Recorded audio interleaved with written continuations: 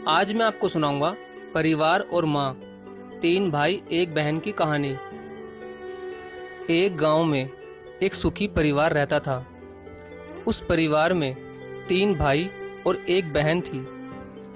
उनके माँ बाप उन चारों से बेहद प्यार करते थे, मगर बीच वाले बेटे से थोड़ा परेशान थे, क्योंकि बड़ा बेटा पढ़ लिख कर डॉक्टर बन गया और छोटा बेटा भी पढ़ लिख कर इंजीनियर बन गया था। मगर उनका बीच वाला बेटा बिल्कुल गंवार और आवारा ही बनकर रह गया।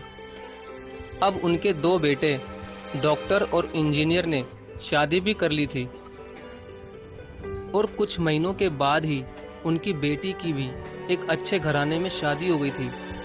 मगर बीच वाला बेटा अभी भी कुंवारा ही था, क्योंकि वो बिल्कुल अनपढ़ था और कहीं पर मजदूरी का छोटा सा काम करता था।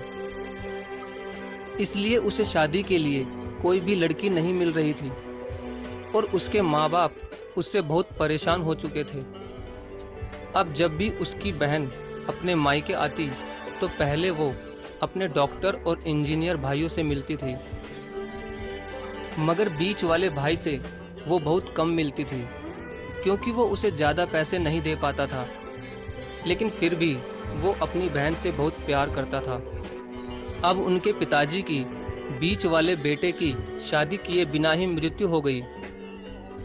उनकी माँ ने सोचा कहीं अब किसी के मुंह से बंटवारे की बात ना निकले, इसलिए अपने ही गांव की एक सीधी सादी लड़की से अपने गंवार लड़के की शादी करवा दी। शादी होते ही ना जाने क्या हुआ। अब उसका अनपढ़ बेटा पूरा मन लगाकर काम करने लगा और पहले से कहीं ज़्यादा मेहनत भी करने लगा। अब उसके दोनों भाई डॉक्टर और इंजीनियर आपस में ये बात करते हैं कि हम दोनों तो उस गंवार से कहीं ज़्यादा पैसे कमाते हैं, इसलिए हम सब घर और ज़मीन का बंटवारा कर लेते हैं और उस गंवार से अलग हो जाते हैं, क्योंकि अब वो हमारे बराबर कभी भी नहीं कमा सकता। इसलिए उन दोनों भाइयों ने अपनी माँ के लाख मना करने के बावजूद भी बंटवारे की तारीख तय कर दी और उन्होंने अपनी बहन को भी बुलवा लिया और अपने गंवार भाई से भी कह दिया कि आज तुम अपने काम पर मत जाना, क्योंकि हम सब आज घर और ज़मीन का बंटवारा करेंगे। उसी वक्त उसकी बहन भी आ जाती है। तभी उसका गंवार भाई कहता है कि तुम लोग बंटवारा कर लो, मुझे जो भी देना हो दे देना, मैं शाम को आकर अंगूठा लगा दूंगा। तभी उसकी बहन कहती है, अरे बेवकूफ़, तू तो अनपढ़ ही रहेगा, जमीन का हिस्सा तो आमने सामने बैठकर ही होता है।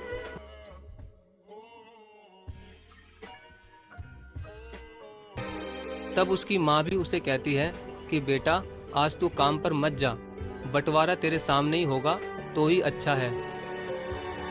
उसी वक्त वकील भी आ जाता है। तभी वकील कहता है कि आपका सारा हिस्सा मिलाकर 10 बीघा जमीन है और आपका घर है। अब ये बताओ कि किसको कितना हिस्सा देना है, मैं उसी हिसाब से बंटवारे के कागज बना दूंगा। उसी वक्त उनका गंवार भाई कहता है कि वकील साहब 5-5 बीघा मेरे दोनों भाइयों के नाम लिख दो और ये जो हमारा मकान है ये मेरी प्यारी बहन के नाम कर दो। तभी उनके दोनों भाई और बहन पूछते हैं कि और तू हिस्से में क्या लेगा। तभी उनका गंवार भाई कहता है कि मेरे हिस्से में मेरी प्यारी माँ है ना। और तभी वो अपनी पत्नी की तरफ मुस्कुराते हुए कहता है कि क्यों मेरी प्यारी पत्नी, क्या मैंने गलत कहा क्या। उस गंवार की पत्नी अपनी सास से लिपटकर कहती है कि माँ से बड़ी वसीयत क्या होगी मेरे लिए। और उसी वक्त उसका गंवार पति भी अपनी माँ से लिपट जाता है। गंवार बेटे बहू के इसी प्यार ने जमीन जायदाद के बंटवारे को एक सन्नाटे में बदल दिया। तभी बहन अपने गंवार भाई के गले लगकर रोते हुए कहती है कि माफ़ कर दो भैया, मैं आपको समझ नहीं सकी। तभी उसका भाई कहता है कि मेरी प्यारी बहन, इस घर में जितना अधिकार हमारा है उतना ही अधिकार तेरा भी है। और रही बात बंटवारे की, तो बंटवारा नहीं करने से हमारा जीवन रुक तो नहीं जाएगा? क्यों करते हैं हम बंटवारा? क्या हम एक साथ मिलकर नहीं रह सकते, जैसे हम बचपन में मिलकर रहते थे?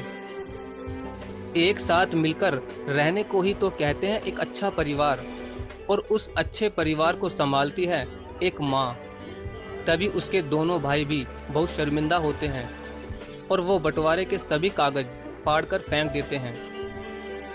और उस दिन के बाद से ही उनका खुशी खुशी एक साथ ही रहने लगा। तो दोस्तों, ये थी परिवार और माँ की एक सच्ची कहानी। अगर आपको वीडियो अच्छी लगी हो तो प्लीज़ वीडियो को लाइक और शेयर ज़रूर करें। धन्यवाद।